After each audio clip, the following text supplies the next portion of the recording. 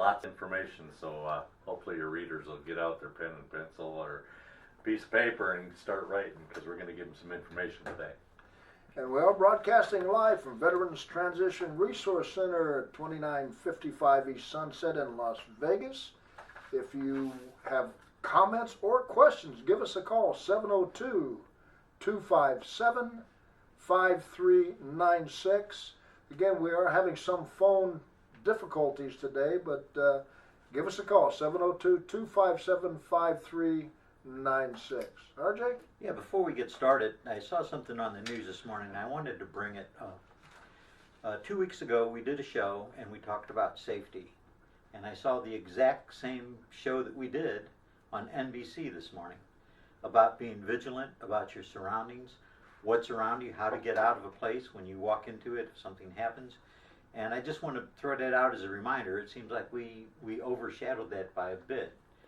We came up with the idea of being safe before they did. So hopefully everybody's remaining safe.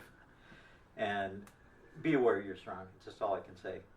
Plus, I'm going to go ahead and hit our veteran-friendly, veteran-owned, and veteran-supportive businesses that make the show possible. And since Bob Zentz is sitting here, we'll start with him. Zentz & Zentz works on the veteran appeals, and also his firm does criminal law. Criminal law plus some civil. Some civil law. And your number, Bob? 702-800. 3190. Thank you. I just went blank. Bob, I'm glad you have that name tag today so you can find your way home. Again, Bob Zentz, 702-800-3190. Veterans Appeals, Civil Law, mostly criminal though. And my son will be mad at me. You didn't pay for this commercial anyway. No. That's right. Also, just down a few doors away from us, Chris and Travis with GWB or Gallion, Welker, and Beckstrom, and they can be reached at 702-892-3500. And we have Romer Boulder, which 2 weeks ago we were there doing our golf tournament. And once again, wonderful place for lunch. They've done a lot to support us, and we hope you support them. 702-451-7357. Silver State Refrigeration and also Nevada Boat and RV. I'll let you cover them because you've got the first-hand experience here, Jim. Well, Shane and his partner are both veterans, veteran-owned business, Silver State Refrigeration, HVAC and plumbing. You can contact them at 702-899-3388. Again, 702-899-3388. They are veteran-friendly. Also, when you go out, they go out to do a call, and they give you a bill. There's nothing added onto that bill, but they will give 3% to Veterans Transition Resource Center or a Home for Spot. So these guys are wonderful. They are. I just recently used them, had a new air conditioner put in, had a couple little kinks. They immediately came out, serviced it. A great group. Again, Silver State Refrigeration, 702-899-3388. And then, of course, Scott with Nevada Boat and RV. They work on boats and RVs. They did the solar on our RV, and we're going to be taking that on the road, doing one hero at a time. You can contact Scott at 702-427-9923. Again, 702-427-9923. Does full overhaul on boats. Does it all. This guy is fantastic. I'm pleased with his work. And once again, we don't talk about anybody that we don't use. So I have to say, and you may as well mention the suicide prevention, RJ. Yeah, we will have a Safe Talk class, which is a suicide awareness for everyone class. That will be on August 19th, or the third Monday of the month. You need to make a reservation for that because we do have limited seating. You can call the Nevada Office of Suicide Prevention at 702-498-8225. And we are streaming today. And we are streaming today. So if somebody wants to come up online and watch us, Facebook.com/VTRC.US. Also, just a reminder before we get to you, Fred, every state is required to have a veterans office. And Fred is here from the Nevada office. So if Fred said something that may only be applicable to Nevada, check with your state office because they probably have something that's similar to our programs.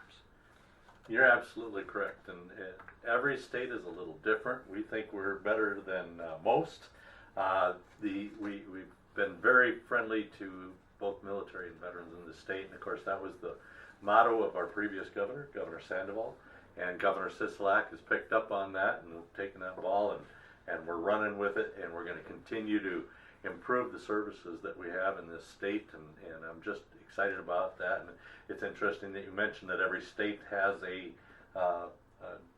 either a Department of Veterans Affairs or Department of Veteran Services. And right now in Omaha, in fact, my boss flew to Omaha this morning. They are having the National Association of State Directors of Veterans Affairs, and so we say NASDVA for short, but National Association of State Directors of Veterans Affairs, and that's every director of every state's veteran services from throughout the country, and they come together. Secretary of the VA flies in and talks to them, and they get to talk one-on-one with him, and so it's been extremely beneficial to all the states. And I'll give you one of the things they do is they honor programs of different states. They have 5 awards a year. One is it's called the Abraham Lincoln Award, and it's for programs that are really out there helping veterans. And last year, as most of you are familiar with, we have our Veterans Advocates, the Nevada Veteran Advocate Program, where people can just learn about veterans benefits and share that with their friends and family. And we've got an outstanding program, and we have over 450 of those advocates out there now, sharing with their communities on what advantages there are and what benefits there are for veterans, not only federal but state as well. And so last year that was recognized with an Abraham Lincoln Award, and we're very proud of that. I will tell you that before Kat leaves the conference, usually, I'm already getting phone calls saying, hey, Director Miller said you've got this and we want to steal that idea, and that's exactly what happened last year. And talked to Oklahoma and Massachusetts, and they're already implementing their version of the NBA program out there. So very excited about that. It's a great Fred, if program. somebody wants to know about the services of the Nevada Department of Veteran Services and all that you offer, how do they find that out? I would just tell them easily to go to veterans.nv.gov. Veterans.nv.gov.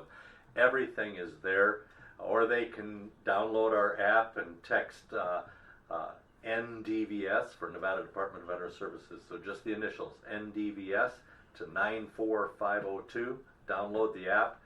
In one click, you're on our website and you're ready to go. Correct. And we have a caller coming in. Good afternoon. You're on the air. Good. And who are we talking to?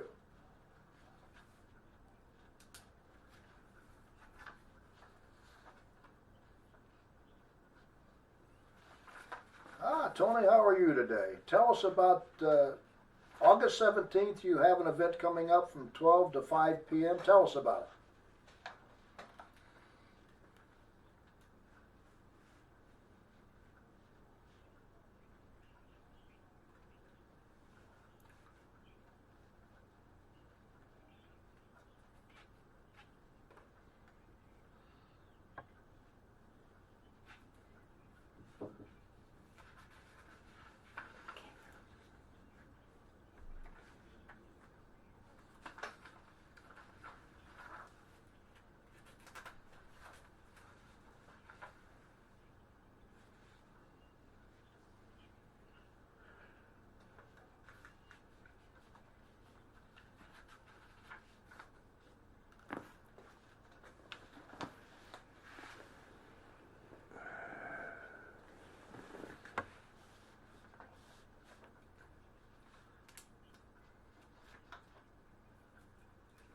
And that's Saturday, August 17th from 12 p.m. to 5 p.m.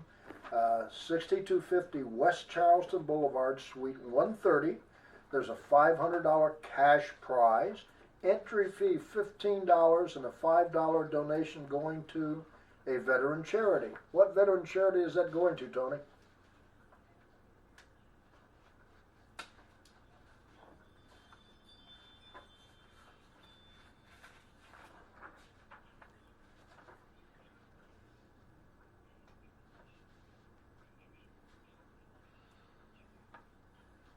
And if somebody wants to call, get more information, or go to a website, how would they do that?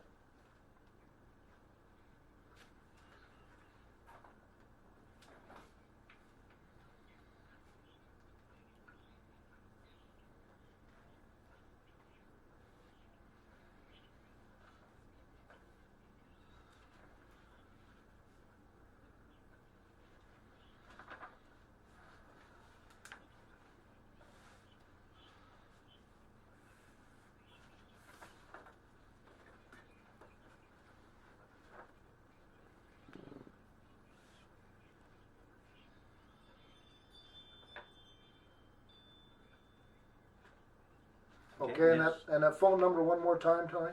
Well, let's give out the phone number here because we're having the phone difficulties.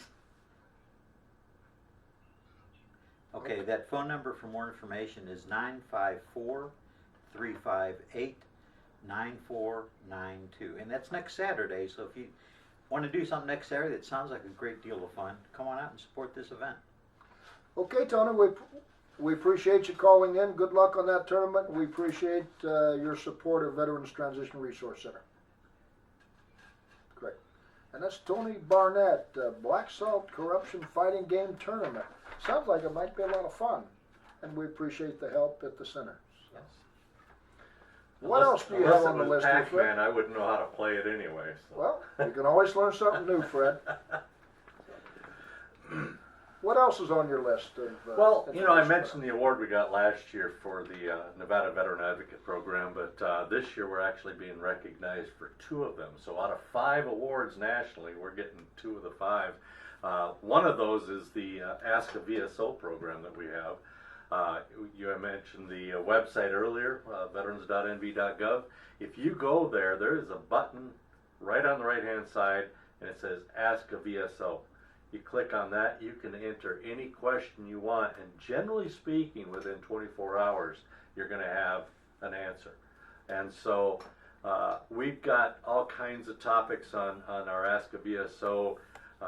It's just amazing. Sometimes it's about claims, but it can be about anything the veteran wants to know about, and we respond and we get them to the right source so that they can get the information they need. And it's one of the programs we're really proud of. And that was recognized this year as an Abraham Lincoln Award winner as well. We also have, you know, I mentioned all kinds of different topics, but I mean, they can ask about the military. We got questions last month about how to contact the BX out at the Air Force and at the at the air base. Yeah, it is an airport there. Yeah, there's an airport there too. So, but complaints about the VA and other entities. It's amazing. We have probably around 19, 20 topics a month that we get contacted about, just different questions. So we're very, very happy about that. And so that's being recognized this week out at the conference. The other one is our legislative process. You folks have had both Kat and Tony Yarborough on the program during the legislature or before, and how we get our veterans together and how we have a great format of having a legislative summit. Every veteran gets to come in and express their ideas, and then they vote on them, get them prioritized, and then later on in the year. So this is going to happen again in the spring. I know we just got done with the legislature, but we're already looking for the future. So next spring we're going to be talking again about a legislative summit and bringing everybody together. Bring your ideas. I just had somebody contact me this week and say, hey, I've got an idea. Bring your idea with me. I won't remember it, so you bring it and you can be there and you'll have a voice.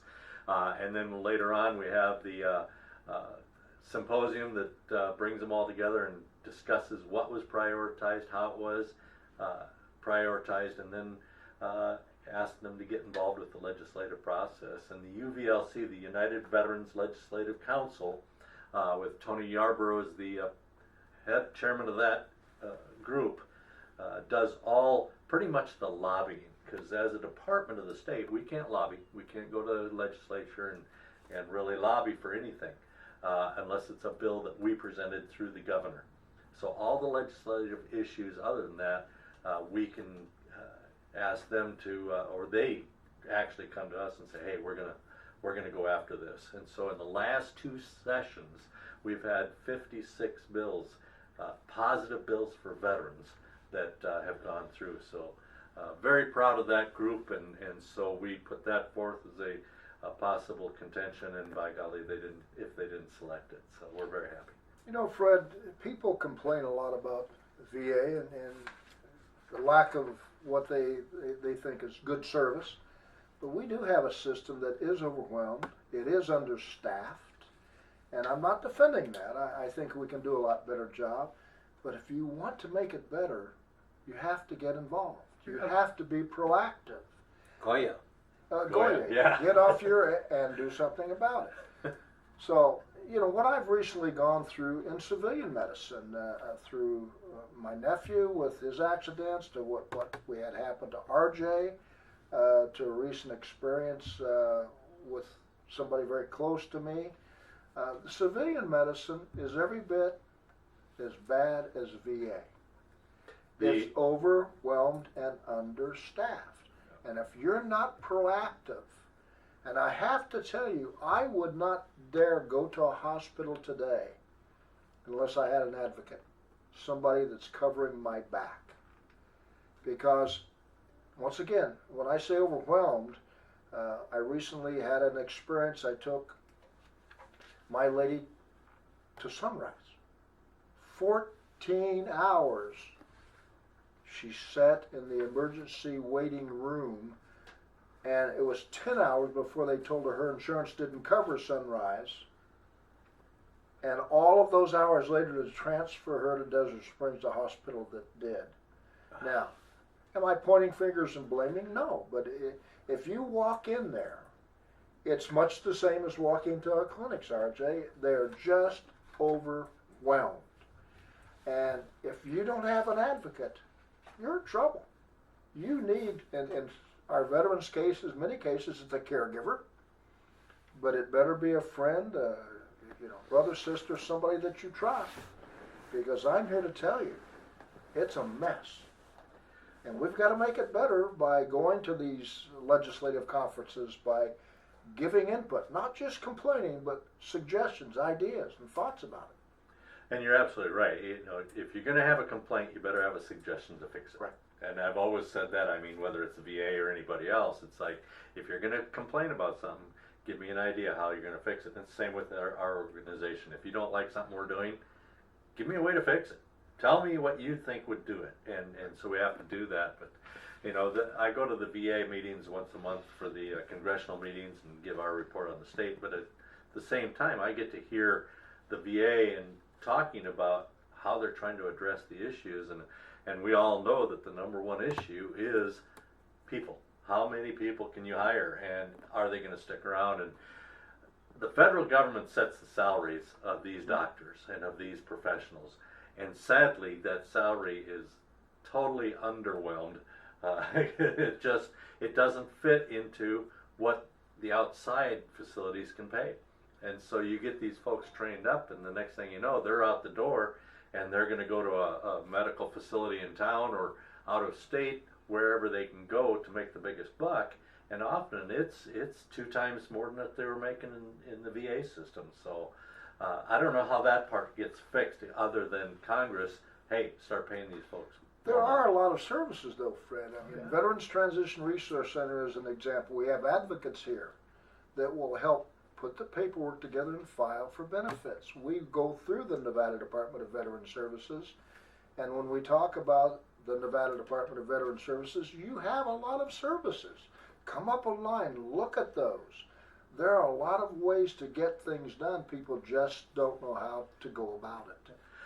You're absolutely right. And again, you asked earlier, how do people find out about that? And I said veterans.nv.gov, which is the best way to do it.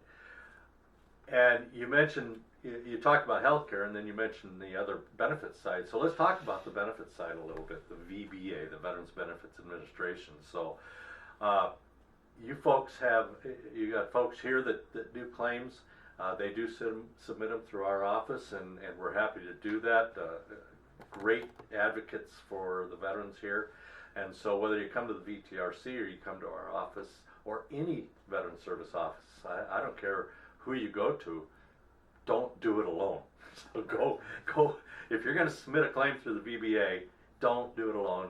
Make sure you have an advocate on your side. So, we can remember not too long ago when claims were taken, a year and a half, 2 years. I mean, it was just atrocious. Yeah. And full disclosure, I used to work for the VA, and I worked for them at a time when that was going on, and you had to try to figure out as a rater, and what I did is rating cases, was how do I do this as quickly as possible, but get it right. And so, it's a lot of pressure on those, and I'll give the employees credit. They work their tails off. They're doing more claims now. VA has streamlined that process quite a bit, and so now we're talking 100 days. I mean, that's awesome. And you figure VA office has to go to maybe the NPRC, the National Personnel Records Center, and get records. They have to go to the military, get records, and so all of this has to be done, and still get it done in a timely manner where veterans will be happy about it. So they've improved that an awful lot. Right. RJ, Yes, I think we have a caller. yes we do. And if the caller can go ahead and say hi to us, we'll talk to you. Yes. You're on the air.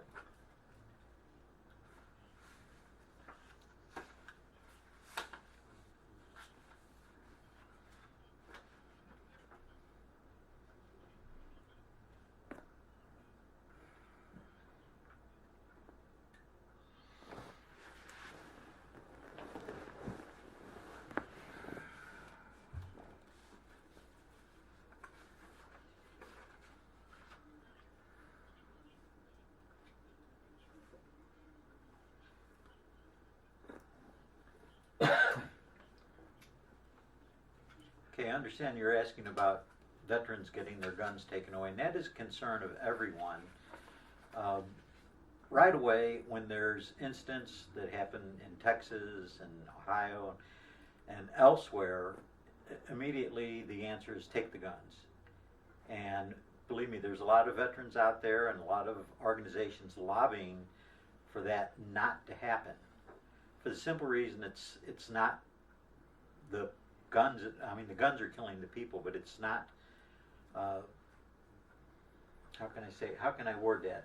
Well, It's the guns more. don't work on their own. No, it's got to be a person behind People it. kill people, not Yeah. guns. But that's a tool that's used, and I think that we're missing the whole boat. Every time one of these tragedies happen, take all the guns, and I think we're missing the boat. We ought to be addressing the mental health part of that. That's We what I was need trying more to get. funding on that, a lot more.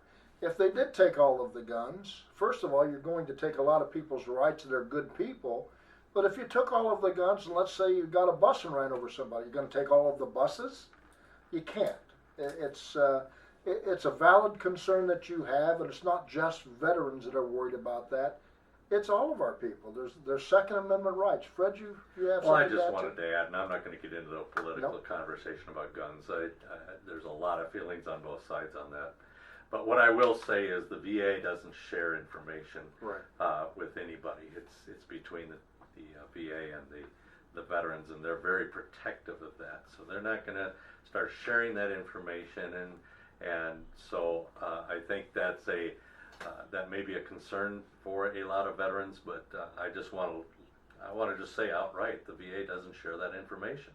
Your mental health records are your mental health records, and it's the same thing when I was helping veterans or the military when they were getting out of service out at Nellis Air Force Base when I used to work for the VA out there. I had pilots that would come in and say, "Hey, I don't know if I should file a claim or not because I want to get a job with Allegiant or Southwest or whoever." And I say, "Well, I'm not sure what your concern is because you file a claim, that's between you and the VA, and the VA is not going to share that with any business. If they come asking and say, 'Hey, I want to see this records,' they're going to say, 'No, that's a HIPAA violation and we're not going to do it.'" So I just want people to be aware that there are regulations in place to protect the veterans. Well, there's a lot of misinformation out there on that. We've talked about this on the show before. Bob is a former police officer and former military and now an attorney. What are your thoughts? Well, I think it's actually too early to tell and to be that concerned. I think we have to wait and see what the actual proposals are before we start gearing up and taking action, because today nothing's happened. So, but bills start being proposed, then we can take a look at them, and everyone can make their own decision on how they want to proceed. I mean, Okay. this last one that just happened,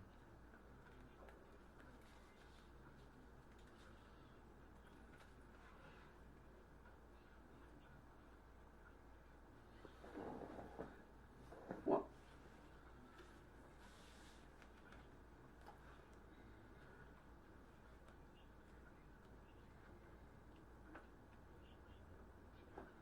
Great. Thank you for calling, and we appreciate it. That's going to be a hot topic is. through this year, going into election year next year. We do not get into politics. I've made that very clear, and as RJ over the years, we don't take sides. But there are valid concerns. There's misinformation out there, always has been, about veterans and guns. We had a couple of years ago, there's a rumors running around that if you filed and you have PTSD, you couldn't get a gun. And that's just simply not true. I think the biggest point as far as politics go, without making a political statement, is that you need to educate yourself. And that goes when you're looking at a candidate or you're looking at a proposed law. Educate yourself about it, find out all you can, and then make up your own mind. And make up your mind who you're going to vote for, or if you're going to support a certain bill that's going to be a law. Go from there. But you got to be educated. And we don't do enough of that, and that's one of the reasons why we do this show. Is there's a lot of veterans out there that, number one, there's a lot of information about benefits and such as you brought up. Veterans don't normally share a lot of that with their spouse, and we see a lot of widows come in here to file claims, basically for dependent indemnity compensation, which means the veteran died of something service-connected. But the widow is not educated about that. She has no idea what a DD-214 is.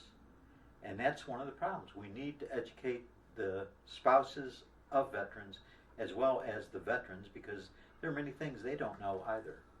Well, I had this conversation yesterday, in fact, with one of our advocates here, Eric Lunda. Got into quite a conversation on that. And, the older veterans, vets, the Korean vets, some World War II vets left, hold things so tight to the vest. They don't say anything. They don't tell anybody anything.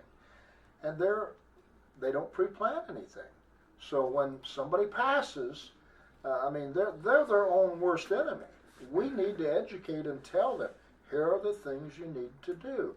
The caregivers, get involved and ask for that information from them. Get that DD-214. Do the pre-planning. Bob, at the cemetery, what goes on out there? Well, I think Fred's a better person to answer Sure. that, but I reach out to Fred's office. They can tell you what you need to do. And I will tell you, we just had it come up this week. I had a gentleman call me from Reno, and he said, hey, I was in Vegas over the weekend. I've got a young lady down there. Her husband passed away, and she is frantic because they need a DD-214. And so I called the superintendent in Boulder City at the cemetery down there, and Chris told me, he says, don't worry about it. He says, we've already got it covered. She came in, we did the paperwork, and they have the ability to send off a request to the National Personal Records Center, and they check on there, yes, the veteran's deceased, here's the date and time of the military honors and all of that, and check the box that he is deceased so that they get that back to him as quickly as possible.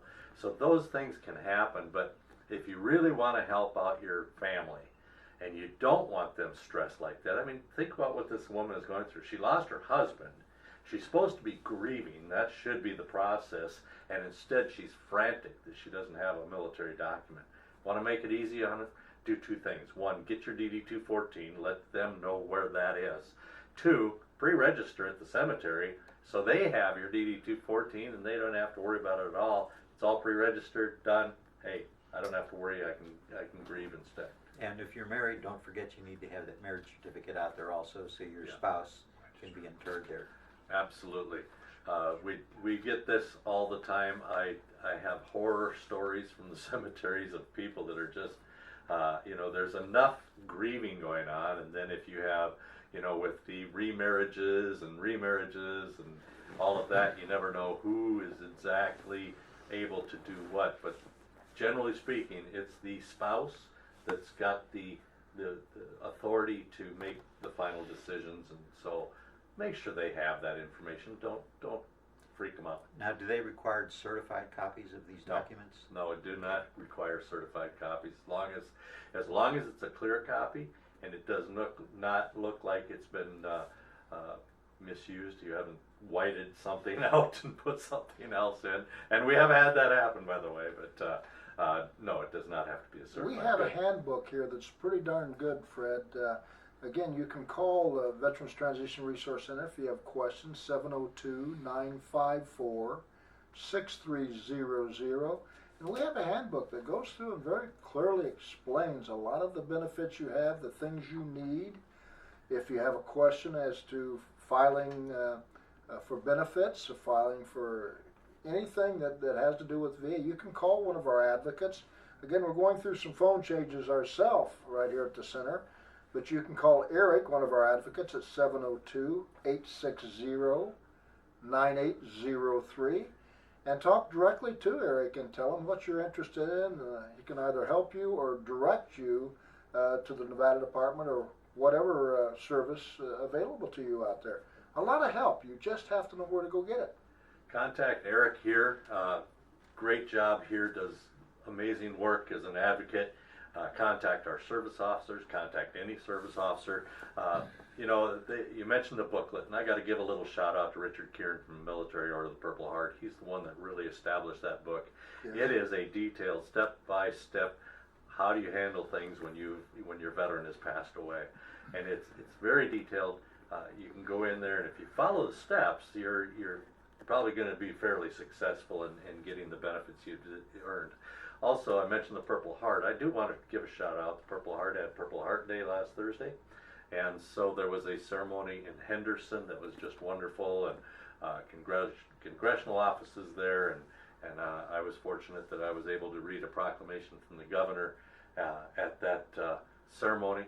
And then in the evening we went out to Pahrump, and they had a big Purple Heart ceremony out there as well. And so shout out to all those that have earned the Purple Heart. That's not necessarily an honor I'd want, but I honor those that do. It's pretty amazing. You know, another thing, Fred, that if you've been declined and turned down and you don't agree with that and you want to appeal that, that's why we have Bob Zentz on the show all the time. That's why we have Travis Barrick that's been with us from the very start. Get a hold of Bob, get a hold of Travis and say, look, take a look at this, research this. Does not cost you a penny to talk with them to see if there's something here to appeal. Now, do they ultimately get paid? Sure, if it goes through, but they spend a lot of time and money looking at your claims, and quite often they don't go through. So give Bob Zentz a call, and you can always reach Bob at 702-800-3190. Bob, anything to add to that? No, that's true. I'll spend a bit of time with people, look at paperwork they have, and talk with them and see if there's a way I can help them. Sometimes I refer them over to veteran service officers, either through Fred's office or the VTRC. If it's something that I don't feel that they need an attorney for. If it's something they need an attorney, fine. If they don't, I'll pass them on. Well, this brings up another question. I'm going to turn it back over to Fred here. It's called RAMP, R-A-M-P. And I think that was on your list of topics today, Fred. Well, and it was. Before we get there, can we cover one more thing? And that's, Sure. The gentleman called in and he wanted This is the Fred show. So yeah. So he wanted to talk, and we said no politics, but we're not saying don't get involved with politics. Get involved with it. We want the voices heard. But one of the things you can get involved with is contacting your legislature about important political issues. And one of those I wanted to talk about before we went into appeals was the brand new law for the Blue Water Navy folks. That is huge. And so we've got a lot of veterans out there who have served in the Navy, in the Marines. They were on the ships outside of Vietnam. And for years, they've been denied benefits because, you didn't get exposed to Agent Orange, even though there was some evidence otherwise. And so the law has passed. It was signed by the president. It's called, it's for Blue Water Navy folks. If you were within 12 nautical miles of the shore, you're eligible for benefits just as if you had boots on the ground. So all those conditions that are related to exposure to Agent Orange, and probably the most popular one, because it was the first major one, was diabetes. If you have diabetes mellitus, type 2 diabetes. What about type 1, Fred? Type 1, not so much. But it doesn't mean that it's... Doesn't mean it can happen. You have to prove other things. Okay. The automatic presumptive one is diabetes type 2. Parkinson's disease, ischemic heart disease, prostate cancer, lung cancer. I mean, there's a litany of these. And again, go to your service officers and get them to help you.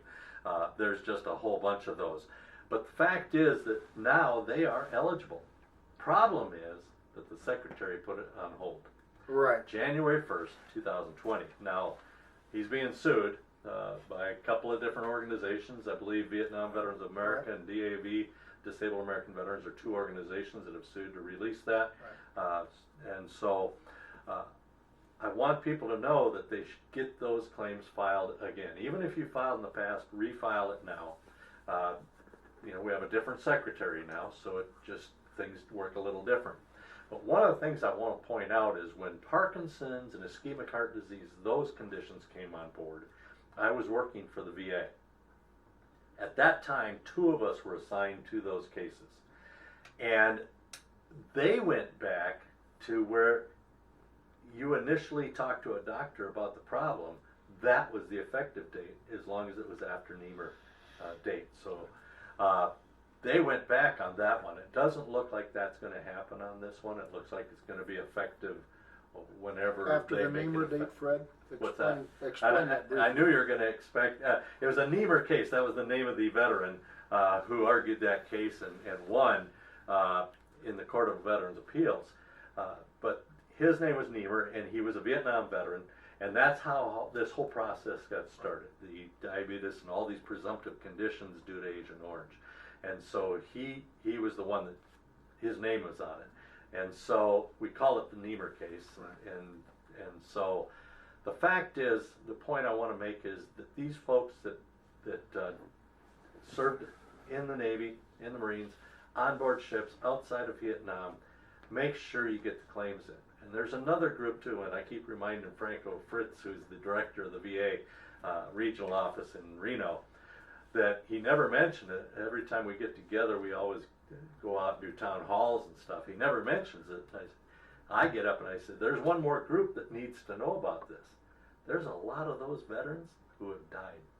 There's a lot of veterans who have already died. Also, those Fred, spouses.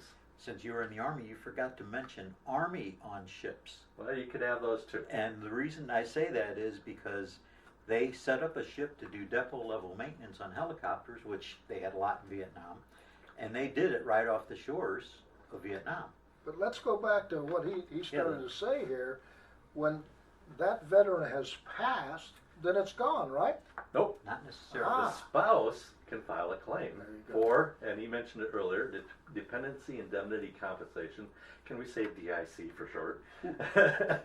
DIC is if you die of a service-connected death, which RJ mentioned earlier. If you die of a service-connected condition and you have a spouse, then that spouse may be entitled to DIC because you died of that service-connected disability. And so I want those spouses out there to know, hey, even though that veteran died, your husband might have died in recent years, file the claim. You're entitled to those benefits, so make sure they get those as well. You know, Fred, there was a lot of misinformation on the Blue Water Navy. They did approve some of those on a spot basis.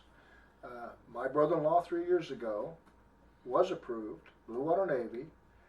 After he finally did get it, he had ischemic heart failure and all of the things that tied right into it. 6 months after he got his benefits, he passed.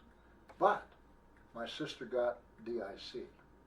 So once again, when you die of that service-connected, it's a service-connected death, then that's a savior of a lot of these widows. And if you don't know, ask a File it VSO. anyway. Ask a VSO. Ask an advocate. We've got plenty of folks out there that are willing to help these folks, and we need to make sure they get to them and get the claims filed. The secretary said they had to get ready.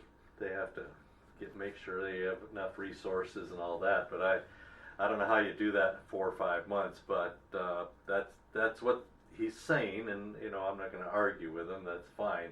But when they did the last group, they just did it and assigned people to it, and you went to work. And back then, we didn't have the electronic files. We had the paper files. And I remember, everybody knows those white mailboxes, the ones where you see the letter carriers carrying boxes back into the post office.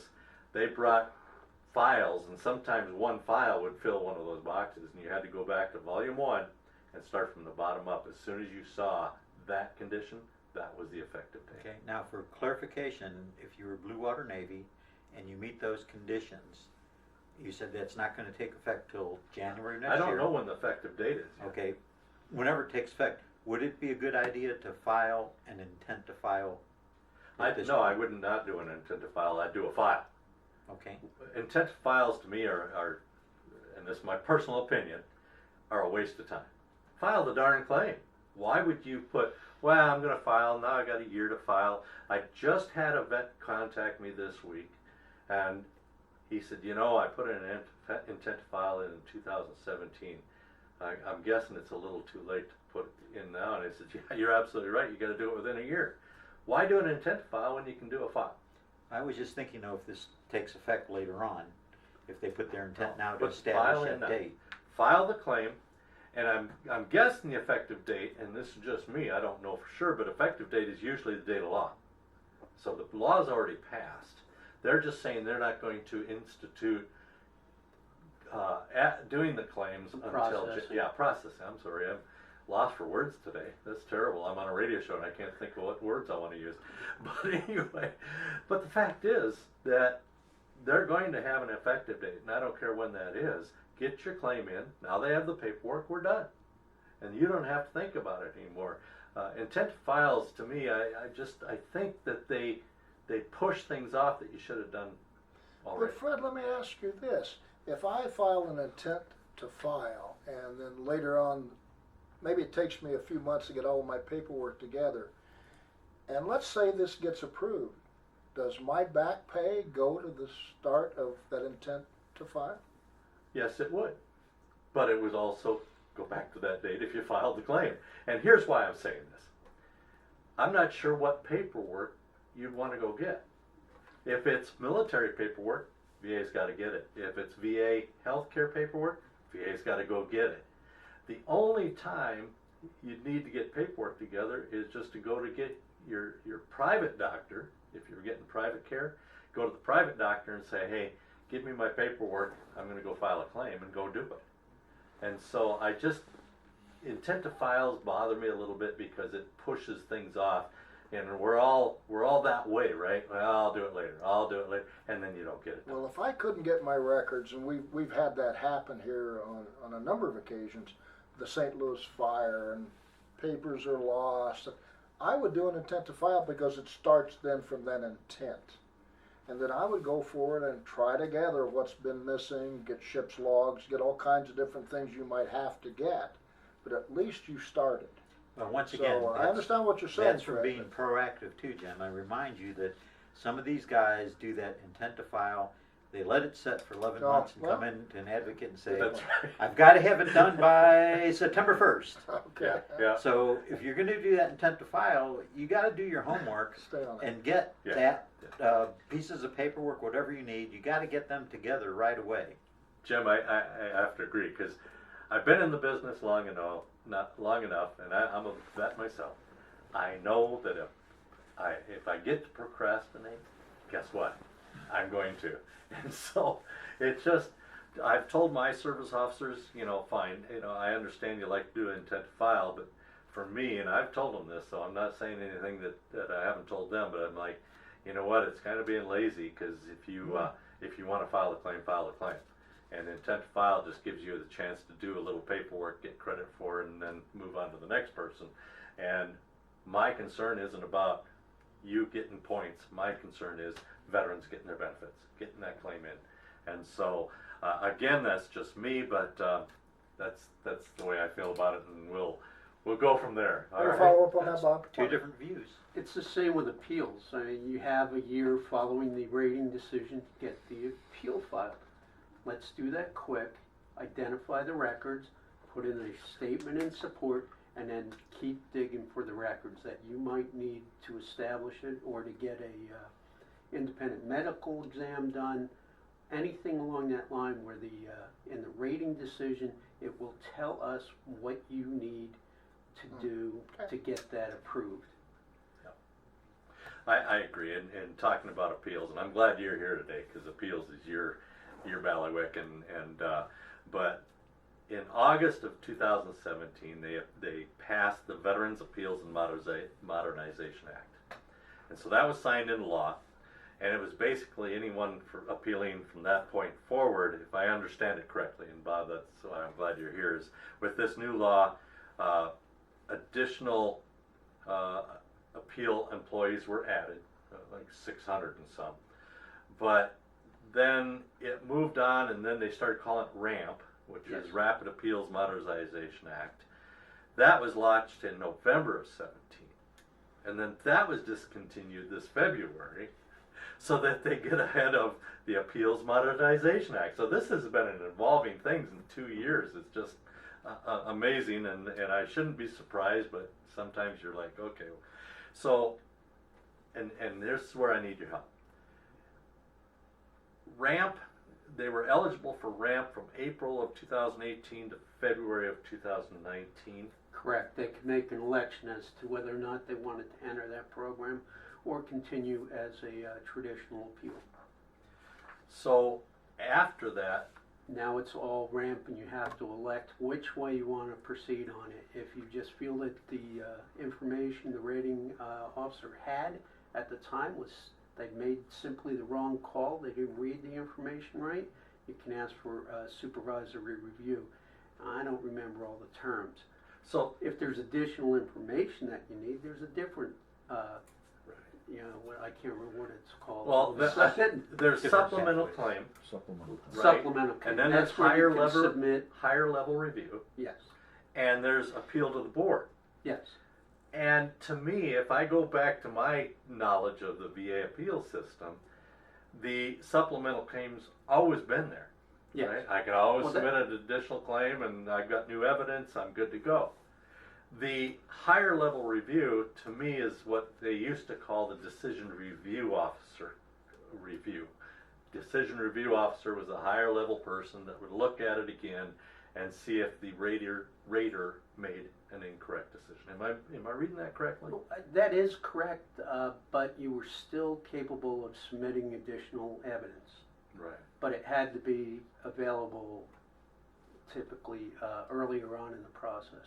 So on the new higher level review, That's, you take the file as it is.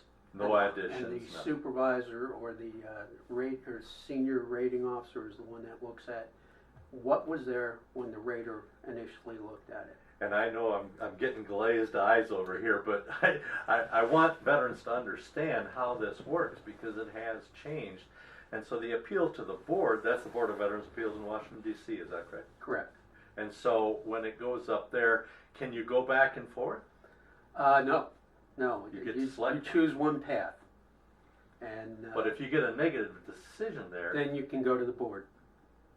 or other ways around, if you You- get no. denied by the board, you could go back and do a supplemental claim. Or no? You appeal it to the Court of Appeals. So, folks, if you don't know, don't call me. Call a VSO. Call VSO or call Bob at his number. And we're down to our last minute here. You can always call Veterans Transition Resource Center at 702-954-6300 or Bob Zentz It's 702-800-3190. Do you have that memorized now, Bob? I remember it now. Thank you. Do I have time to put out the two numbers I've got? Hurry up. All right, real quick. The Las Vegas VSO office is 702-224-6025, 224-6025. Reno, 321-4880. That's area code 775-321-4880. And you can always call here at the VTRC. And at that, we are out of time. Once again, come up on vtrc.us, and there's a donate button there. That's what keeps us alive. Thank you for listening. See you next week at the same time.